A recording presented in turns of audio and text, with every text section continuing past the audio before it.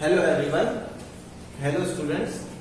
आज हम लोग जो है चैप्टर नंबर 2 इलेक्ट्रोस्टैटिक्स का स्टार्ट करने जा रहे हैं। चैप्टर 1 की वीडियोस मैंने सारी अपलोड कर दी है। आज मैं जो स्टार्ट करने जा रहा हूं वो है chapter number 2 electrostatic potential and it's capacitance. तो चैप्टर नंबर 2 को हम लोग लिख देते हैं। Chapter number 2 electrostatic potential and it's capacitance. बहुत ही इंटरेस्टिंग चैप्टर है ये, और सीबीएसई बोर्ड में सबसे ज्यादा अगर फर्स्ट चैप्टर में से कुछ, फर्स्ट यूनिट में से कुछ आता है तो सबसे ज्यादा इसी यूनिट से आता है। ठीक है, 5 नंबर का जो क्वेश्चन है या 3 नंबर का भी जो क्वेश्चन है काफी इसमें से आने लग गया है। तो इस चैप्टर को आप लोग बहुत ध्यान से देखें और इस चैप्टर को समझें, जिसमें सब स्टूडेंट्स इलेक्ट्रोस्टैटिक पोटेंशियल डिफरेंस की जब हम बात करते हैं तो इसकी जो डेफिनेशन है वो ये कहती है, it is the potential difference between the two points in an electric field against the electrostatic force. तो मैंने क्या कहा, मैं इसको लिखता हूं। मैं ये कह रहा हूं it is the difference between two points.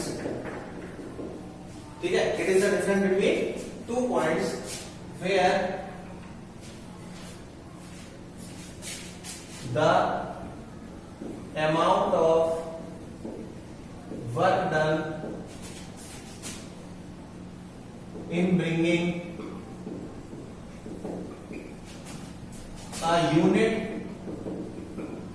positive charge from infinity to that point against the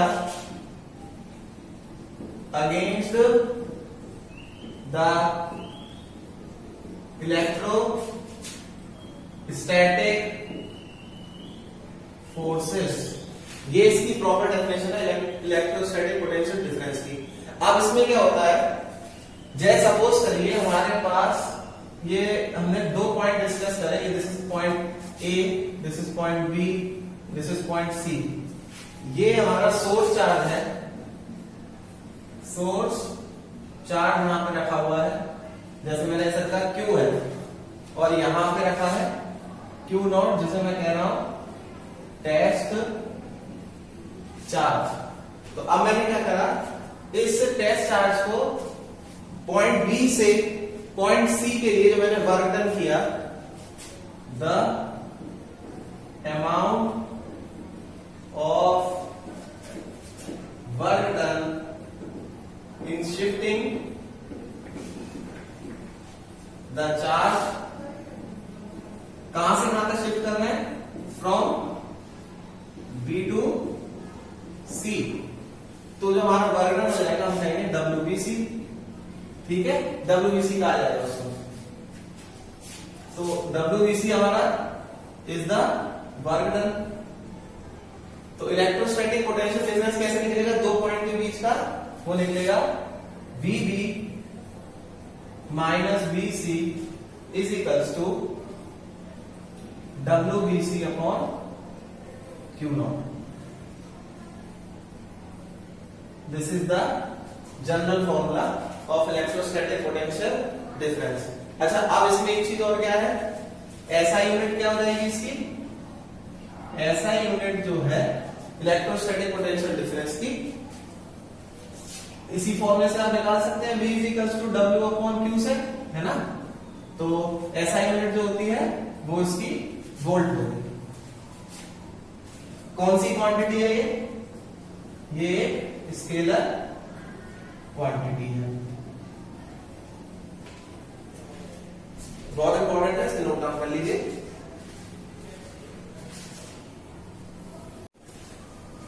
Students, our next heading is electrostatic potential due to point charge very very important heading for the numericals. But occasionally एक बार पूछा गया है कि इसका जो derivation है कैसे आता है पेपर में, एक आध बार आया हो तो आया हो, लेकिन इसका जो फॉर्मूला है वो काफी काम का है जो एंड में रिजल्ट निकल के आएगा। तो देखिए जरा इसका डेरिवेशन। सपोज करें ये हमारा पॉइंट ए हो गया जहां पर हमारा चार्ज रखा है Q, जैसे हम लोग सोर्स चार्ज कह रहे हैं, ठीक है। This is our source charge which is placed at A, है ना। अब क्या है, ये हमारी इनफाइनाइट डिस्टेंस हो गई। अब इनफाइनाइट डिस्टेंस से हमने क्या करा, हमने कुछ 3 पॉइंट सिलेक्ट करे। 3 पॉइंट में से जो पहला पॉइंट है इसे मैंने कहा ए, इस दूसरा वाले पॉइंट को कहा मैंने बी, और इस वाले पॉइंट को मैंने कहा पी। वो ए बतानी, ए तो यूज हो गया है, इसे मान लीजिए ओ मान लीजिए, है ना। तो अब यहां से जो है क्यू नॉट चार्ज जो है उसे हम लोग शिफ्ट करा रहे हैं इस तरफ, है ना। तो अब ये जो क्यू नॉट है और जो ये क्यू है इनके बीच की जो डिस्टेंस है वो एक्स है, क्योंकि किसी एक पॉइंट पे हमने देखा है क्योंकि इनफाइनाइट डिस्टेंस से लेके आ रहा है, तो उस इनफाइनाइट डिस्टेंस के लिए कोई पर्टिकुलर एक बीच में हमने कोई पॉइंट सिलेक्ट करा है, जैसे हमने ओ का, तो वहां से जो चार्ज जो है वो जा रहा है। अब इसके बाद हमने फिर क्या करा, जो हमारा ये पी पॉइंट है, जो फाइनल पॉइंट है जहां तक हमें इस चार्ज को लेके आना है, इस डिस्टेंस को हमने आर कह दिया, ठीक है। अब क्या करा, अब हम ये कहके चल रहे हैं जब O से B तक लेके गए, ये बहुत ही हमारी स्मॉल डिस्टेंस थी जिसे हमने dx बोला। अच्छा, अब क्योंकि ये प्लस क्यू चार्ज यहां रखा है, तो इसकी इलेक्ट्रिक लाइन ऑफ फोर्सेज होंगी इस पॉइंट B पर, वो अवे फ्रॉम द चार्ज होंगी, मतलब इधर की तरफ लग रही होंगी, ठीक है। तो अब हमें क्या निकालना पड़ेगा, सबसे पहले हम लोग कूलम्स को डेवलप करेंगे। कैसे निकालेंगे, देखिएगा। Suppose the charge is placed at O, then electrostatic force is given by, हम इलेक्ट्रोस्टैटिक फोर्स मैंने कहा ना जो कूलम्ब फोर्स है उसी को कहते हैं, हम निकाल सकते हैं। तो वो कितना हो जाएगा, F is equals to 1/4πε0 Q naught by x square। This is our equation number first. x square क्यों आया मैं बता रहा हूं दोबारा, क्योंकि a के और जो हमारा O पर है इन दोनों की डिस्टेंस दी जाएगी, क्योंकि Q1 Q2 by r square होता है कूलम्ब लॉ में।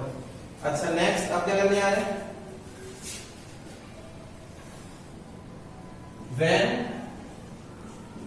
the charge shifts, कहां से, फ्रॉम पॉइंट O, कहां O वाले पॉइंट से जब वो शिफ्ट कर रहा है, then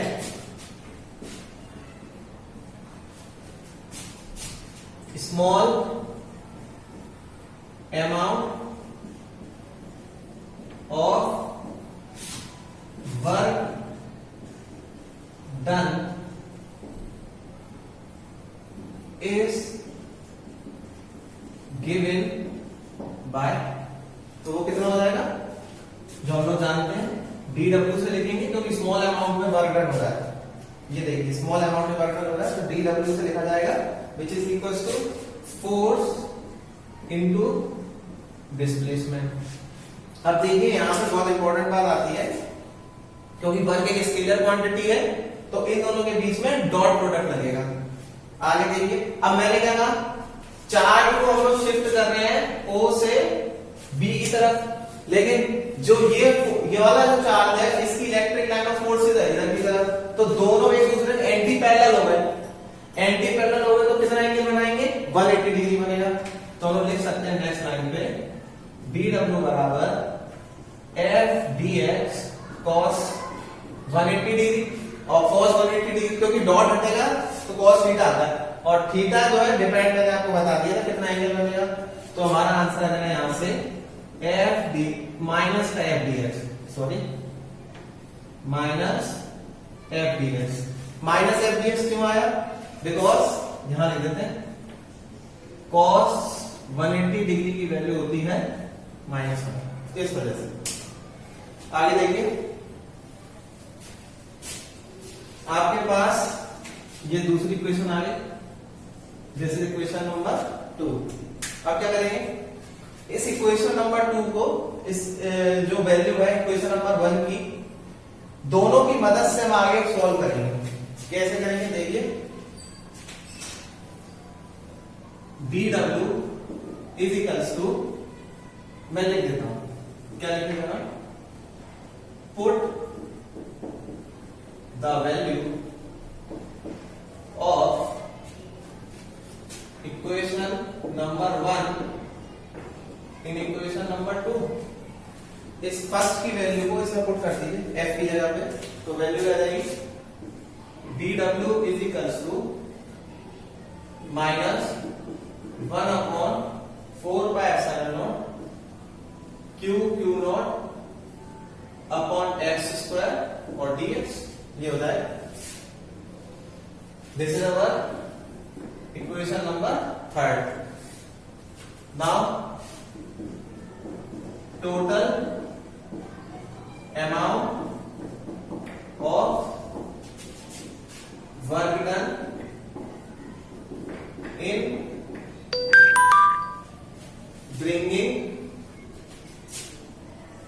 a charge from infinity to a point B, sorry to a point P तक, to a point P।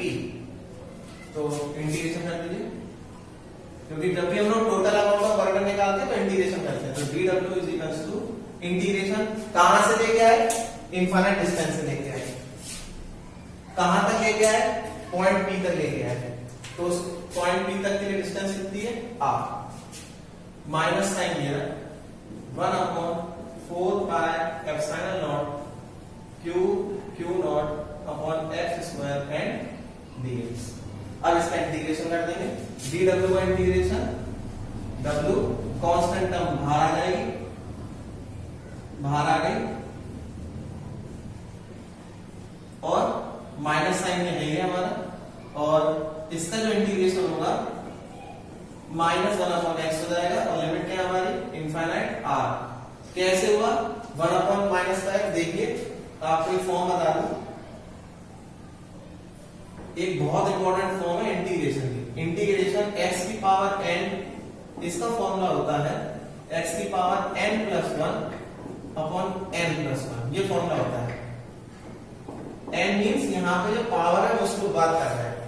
तो फाइनली हम लोग क्या देख पा रहे हैं, हमारा जो है x की पावर 2 है और dx डेरिवेटिव है उसका, तो क्या हो जाएगा x की power -2 dx।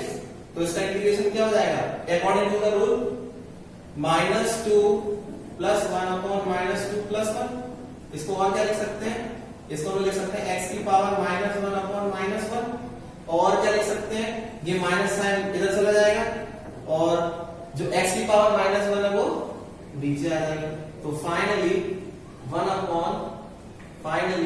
Upon x square dx का इंटीग्रेशन जो है वो ये, जो मैंने यही किया है ना। तो अब ये माइनस मिलके प्लस, तो 1 upon 4 pi epsilon naught q not. अब क्या करेंगे, अपर लिमिट इस x की जगह पे, फिर minus lower limit 1 upon r minus 1 upon infinity. और एक बात और, 1 अपॉन इंफिनिटी की वैल्यू होती है 0। तो finally w is equals to 1 upon 4 pi epsilon naught q naught by r। लेकिन अगर तो इलेक्ट्रिक पोटेंशियल निकालना है एट पॉइंट P पर, तो v is equals to w upon q naught है। तो कितना हो जाएगा, क्योंकि वर्क डन जो कर रहे हैं इसी चार्ज के रिस्पेक्ट में कर रहे हैं, तो q नॉट आएगा। वर्क डन की वैल्यू पुट कर दीजिए, क्या है 1/4 pi epsilon naught Q naught upon R, और एक ये वाला क्यू नॉट और है, इस क्यू नॉट से क्यू नॉट गया, तो फाइनली v की वैल्यू क्या है 1/4 pi epsilon naught q by r. This is the final answer.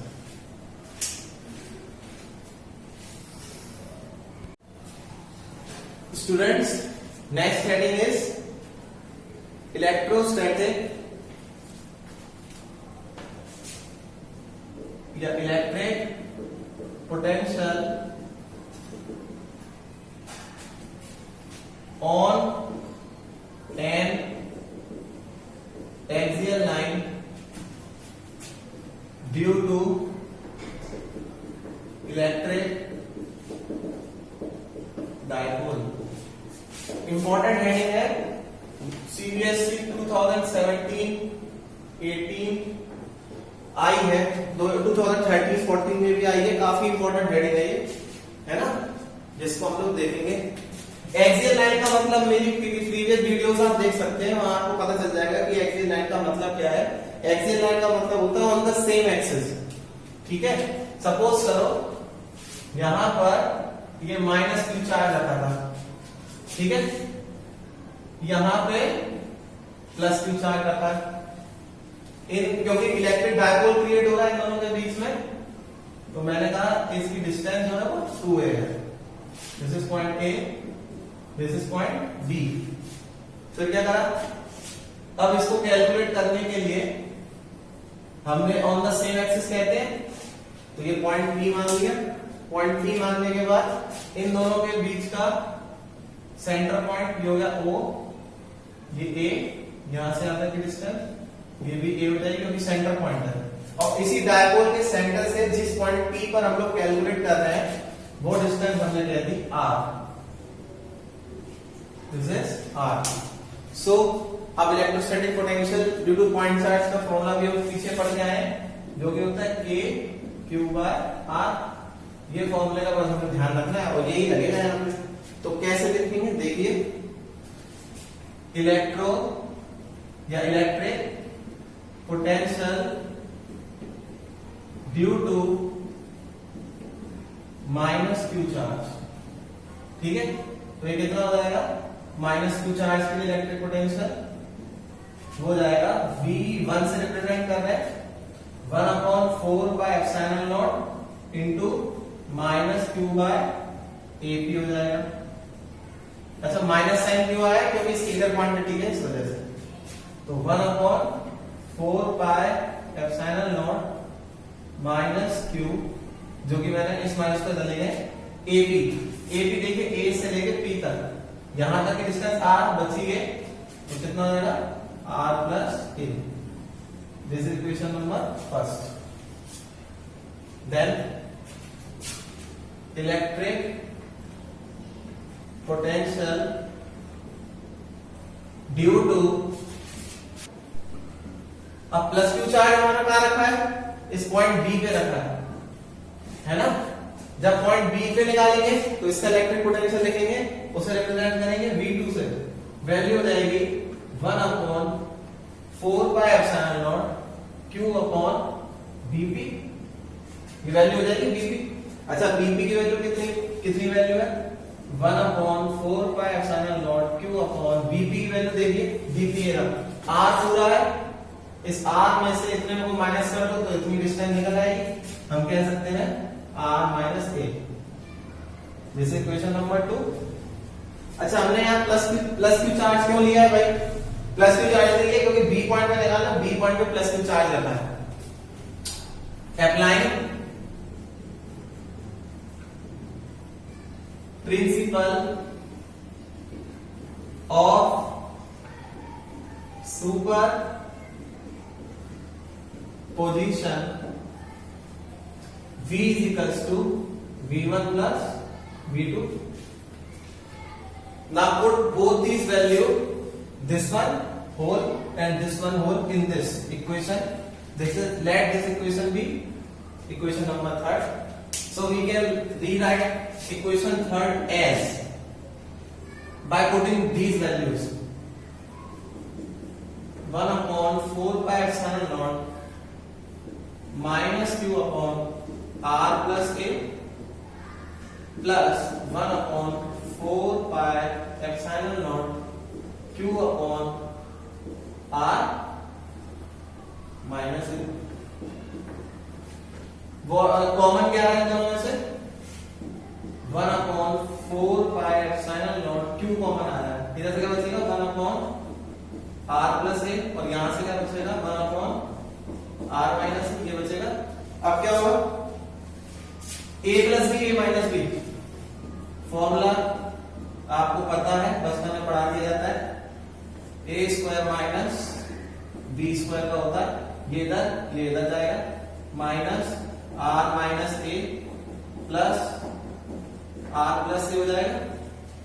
अब इसके ब्रैकेट ओपन करिए और देखिए कुछ सॉल्व होकर क्या क्या आ रहा है 1 upon 4 pi epsilon naught q minus r plus a plus r plus a upon r square minus a square, r से r कैंसिल आउट हो गया, v is equal to finally क्या है 1 upon 4 pi epsilon naught q into a और a मिलके कितने हो जाएंगे, ये दोनों मिलके 2a हो जाएंगे upon r square minus a square.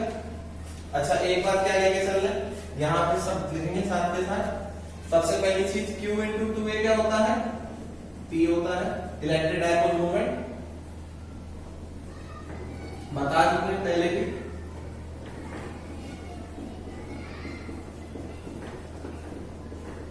ये इलेक्ट्रिक डायपोल मोमेंट होता है, इसकी वैल्यू, और r square minus a square में r is much much much greater than a, r जो है a से काफी बड़ा है, then a should be neglected, a को नेग्लेक्ट कर दीजिए तो फाइनली क्या आ जाएगा v is equals to 1 upon 4 pi epsilon q into 2a क्या होता है, ये p होता है, तो p रह गया अपॉन, इसके लिए हमने क्या कहा, ये बहुत छोटा है नेग्लेक्ट हो जाएगा तो ये बचेगा। This is the formula for the electric potential on an axial line due to electric dipole. Note down कर लीजिए।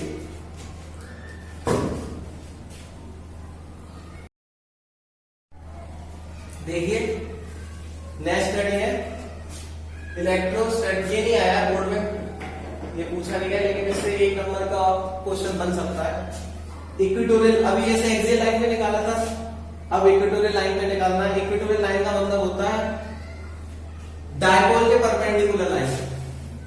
तो डायपोल हमारा एग्जिस्ट कर रहा था प्लस q और माइनस q, इस डायपोल के लिए परपेंडिकुलर लाइन ये रही हमारी जो PD है। तो इसको कैलकुलेट करने के लिए हमें क्या करना पड़ेगा, पहले इसके रिस्पेक्ट में पॉइंट P पे निकालेंगे, फिर इसके रिस्पेक्ट में पॉइंट P पे निकालेंगे।